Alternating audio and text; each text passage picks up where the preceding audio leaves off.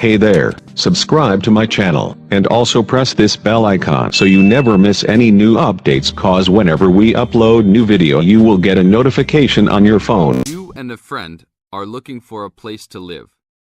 You have a list of places and go to see a rental agent to check on a number of points. Listen to the conversation between your friend and the rental agent and complete the list. First, you have some time to look at questions 1 to 7.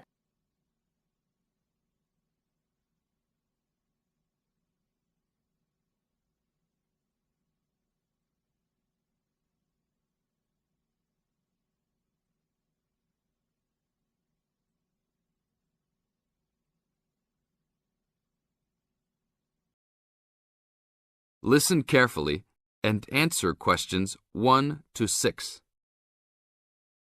Hi, we've been looking over your listing of apartments for rent and we have a few questions about a couple of the apartments. Can you help us? Sure. Yep, this is our most recent listing. What would you like to know? Well, we were first wondering about the house on 3rd Street. We can see that it is furnished and rents for $135 a week, but can you tell us how many bedrooms it has? Let's see. In addition to the den, it has 3 bedrooms. What about the one on Route 9N? It looks like it's big with a library and a deck, but it doesn't say how much it costs or anything else about it. Oh yes, Mrs. Gaylor's apartment. That one is actually only a 10-month rental and it is going for $156 per week. It's quite a nice place. She only rents for 10 months each year because of horse racing season. Then her relatives all come to stay, so tenants have to move out. It's a little bit inconvenient, but past tenants have really enjoyed their stay there. Oh, well, we need it for a full year. I guess that one is out. How about the rental on Browen Drive? How many rooms does that one have? As it says on the list, it has 2 bedrooms and a private kitchen and bath. But it's actually a very small place. That's why it's a bit cheaper. Oh. Well then, what about the one that has 3 large rooms? Who is renting that property? That one is a good deal. Mr. John Smith is renting it. But he's quite eccentric and he has a strict rule about no pets. How about cats? Nope, absolutely no pets. Well then, how about this studio apartment rented by Mr. Bo Jensen? How is that one? That ad is actually a bit deceptive. The studio apartment is the whole upper floor of an older house. It's actually very large and, at $45 a week, quite affordable. And it's near campus. I think I'd like to check that one out. Do you have a telephone number that we can call? It's not on the list? Oh, it isn't. Here it is. You should ring area code 518 and then 543-7790. Thanks. I think I'll call on that one first. Your friend decides that he would like to talk to Mr. Bo Jensen. Before you hear the rest of the talk, you have some time to look at questions 8 to 10.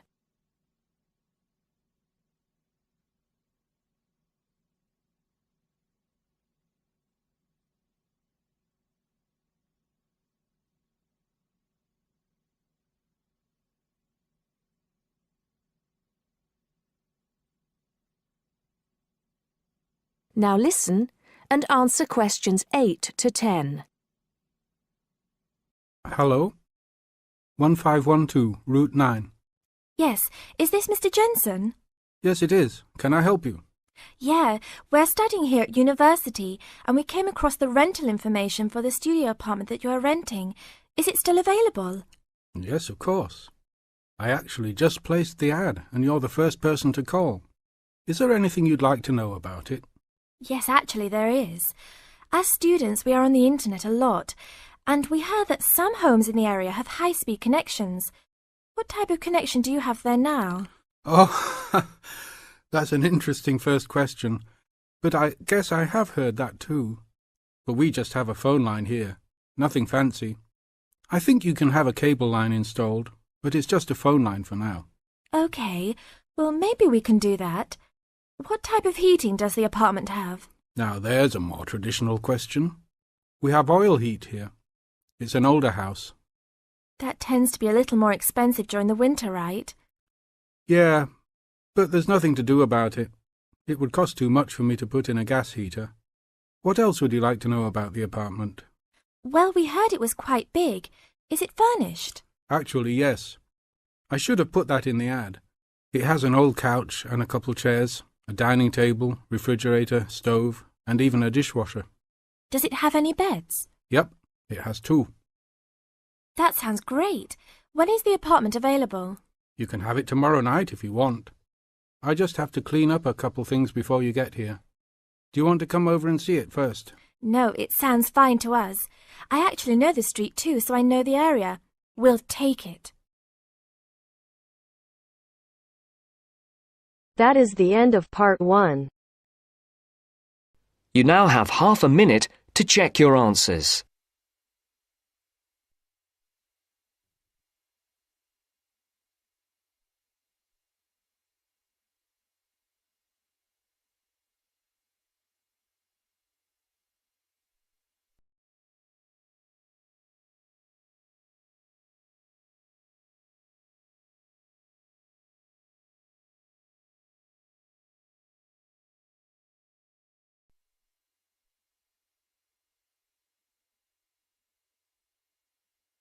Now turns to part 2. Part 2. You will hear part of a talk given by a member of staff at a hospital. First, you have some time to look at questions 11 to 15.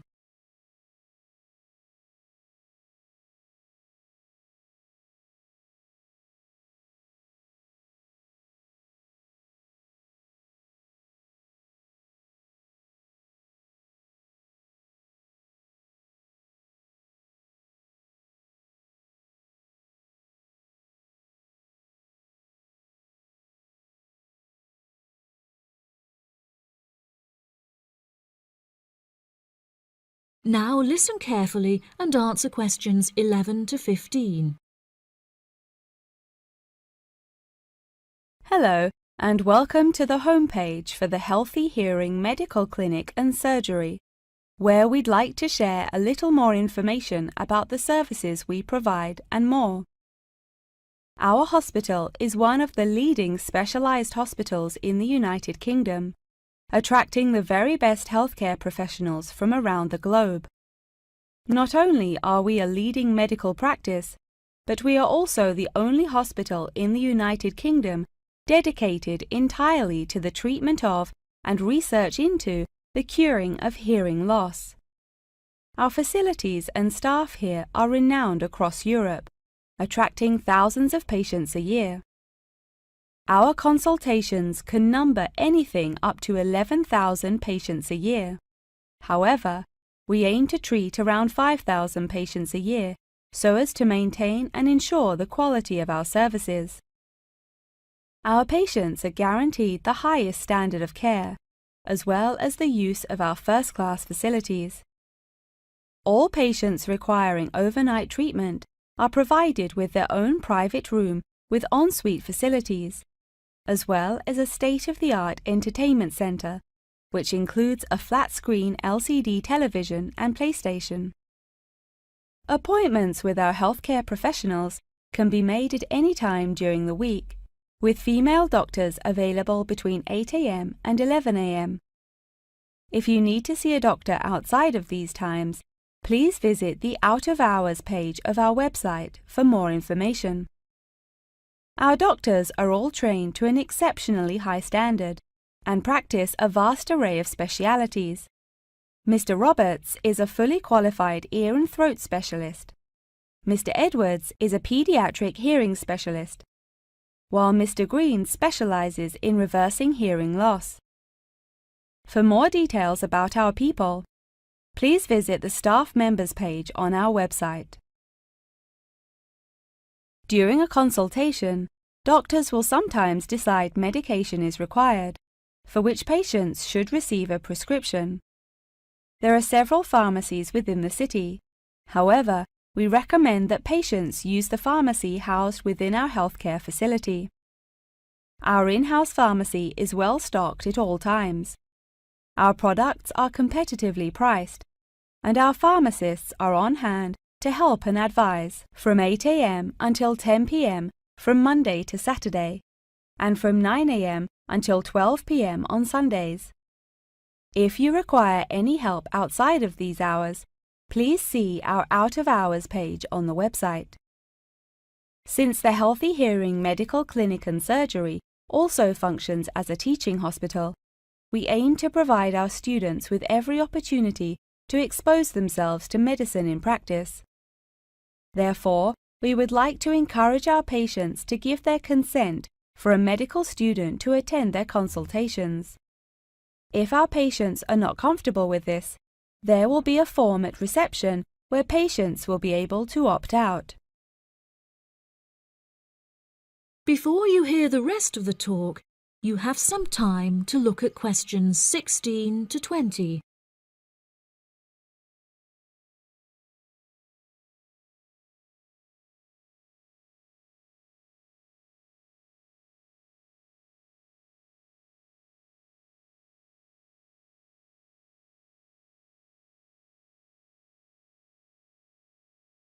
Now listen and answer questions 16 to 20. Now, please look at the map I've given you of the Healthy Hearing Medical Clinic and Surgery. For those not familiar with our practice, reception can be found through the main door at the end of the corridor. If your consultation is booked with Mr. Green, you need to go through the main door and turn right by the nurse's desk, and his office is at the end of the corridor on your left-hand side. If you need to alter any of your personal details, please visit our secretary at the Office for Medical Records, which you will find next to the therapy room. If you're awaiting surgery, please first check in with reception before taking the first door on the right after you enter the clinic. Finally, in the event that you feel disappointed with any of the services we have provided, or have any further questions, please locate our manager's office, which can be found near the Office for Medical Records and between two closets. If you have any more questions about the Healthy Hearing Medical Clinic and Surgery, please do not hesitate to contact us on 01 256 111 111. That is the end of part 2. You now have half a minute to check your answers.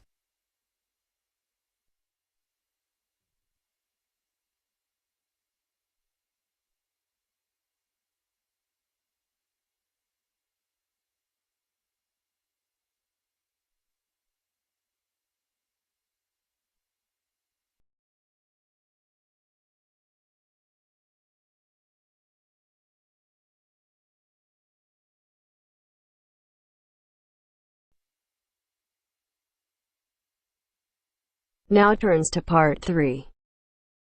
Part 3.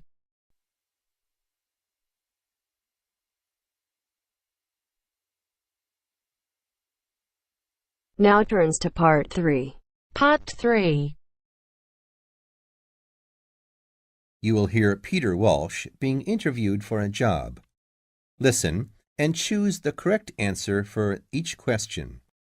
First, you have some time to look at questions 21 to 25.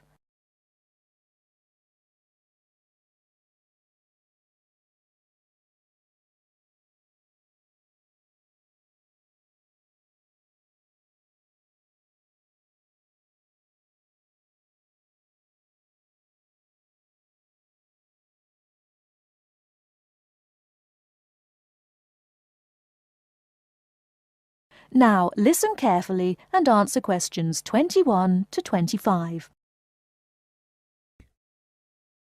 Joanne! Hi, you must be Rob. Nice to meet you. So, I hear you're planning to visit Australia. Yeah, and I really wanted to talk to you because I was thinking of spending some time in Darwin, and my sister told me you're from there. That's right. So, tell me about it. Well, where shall I start? Well, Darwin's in what they call the top end, because it's right up at the northern end of Australia, and it's quite different from the rest of Australia in terms of cultural influences. In fact, it's nearer to Jakarta in Indonesia than it is to Sydney, so you get a very strong Asian influence there. That means we get lots of tourists. People from other parts of Australia are attracted by this sort of international cosmopolitan image.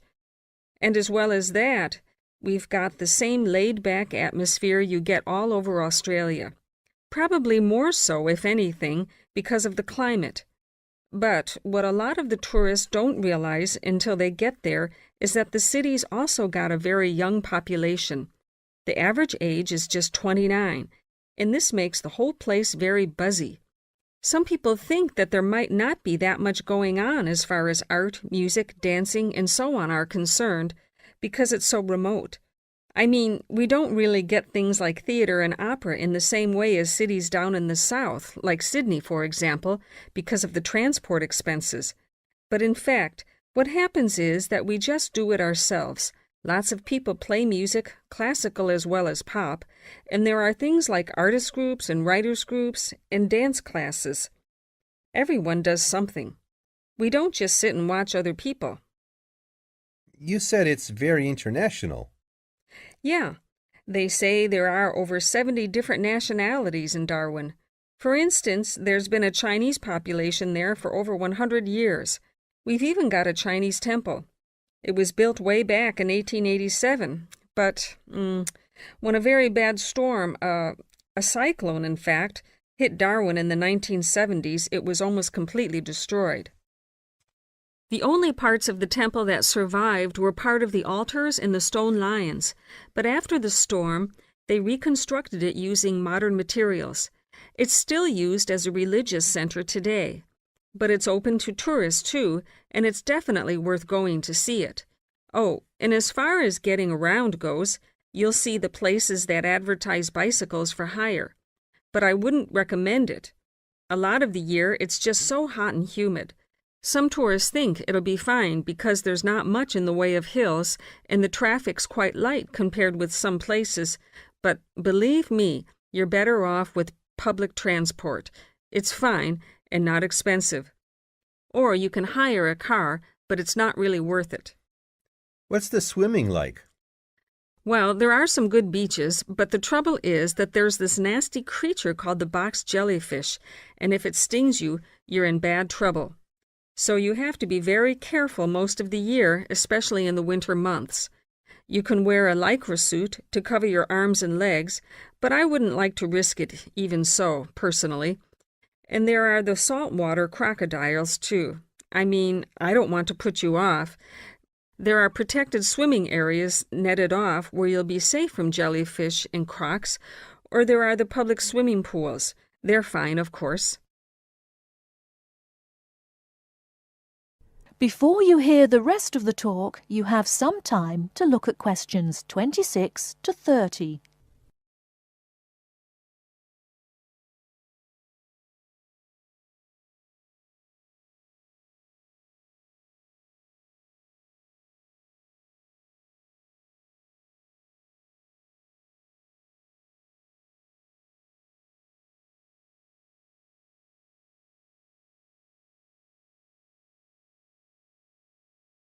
Now listen and answer questions 26 to 30. And answer the questions.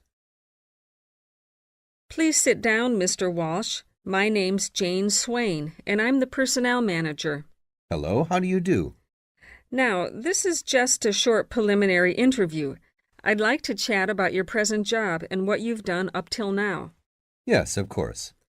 Well, could you tell me how long you've had your present position in Weston's? It is Weston's, isn't it? Yes, that's right. I am not sure. Let's see. I left university in 2005. Is that right? Yes, 2005. Then I was unemployed for about 3 months. And then I traveled round America for a few months. So, yes, it must be about 3 years now, in fact. Yes. And have you any particular reason for wanting to change jobs? I mean, why do you want to move? Well, I actually like my present job and still find it interesting and stimulating. The salary's okay, so it's nothing to do with money, though you can always do with more. I suppose the thing is that I'm really very ambitious and keen to get promoted, so that's the real reason. You say you like your job. Can you tell me what aspect you like most? Oh, my dear, that's difficult.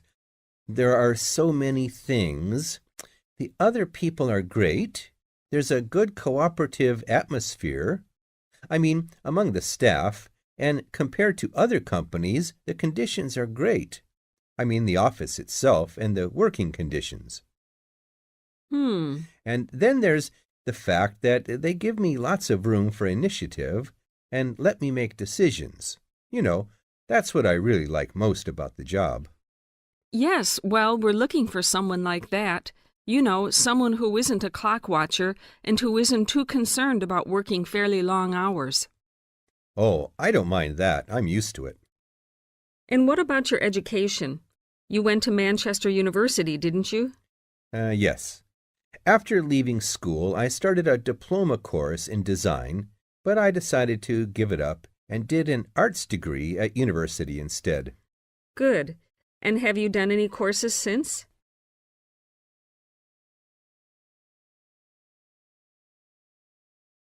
That is the end of part 3.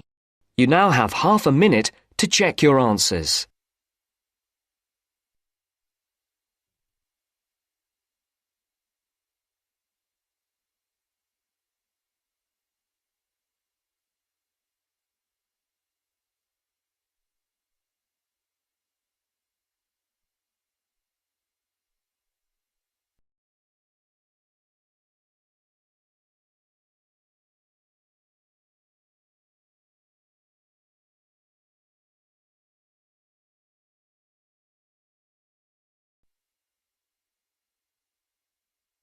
Now turns to part 4.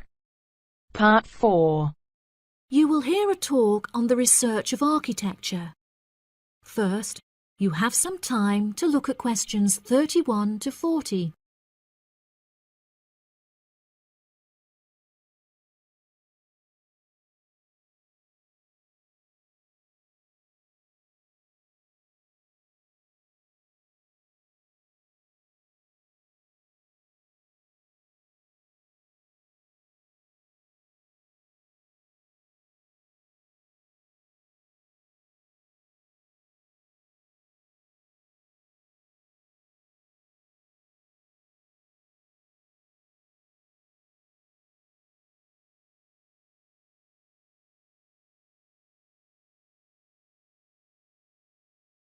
Now listen carefully and answer questions 31 to 40.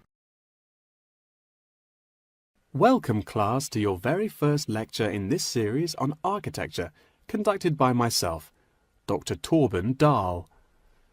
Today we will be looking into the relationship between climate and architecture, where I will be giving you a critical overview of the main climate influences that shape the design of buildings.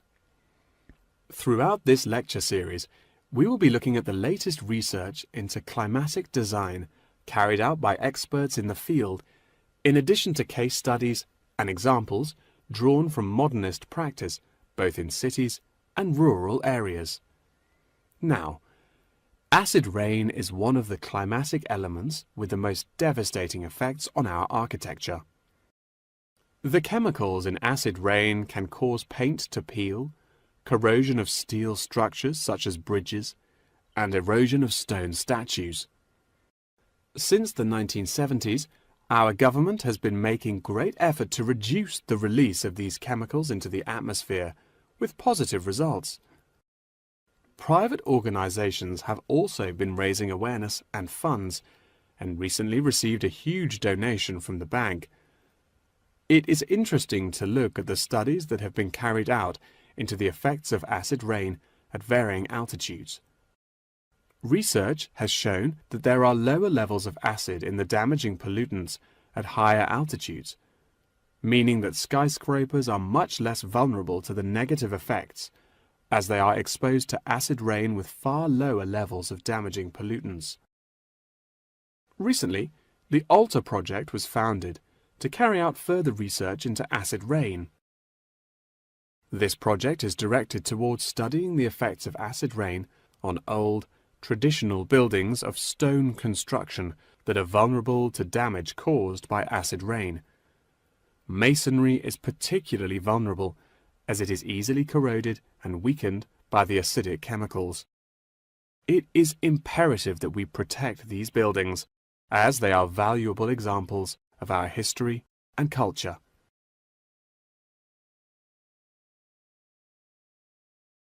Pollution is one of the main sources of concern in the present day. The construction industry contributes considerably as a source of pollution in its day-to-day processes of creating building materials such as concrete and glass.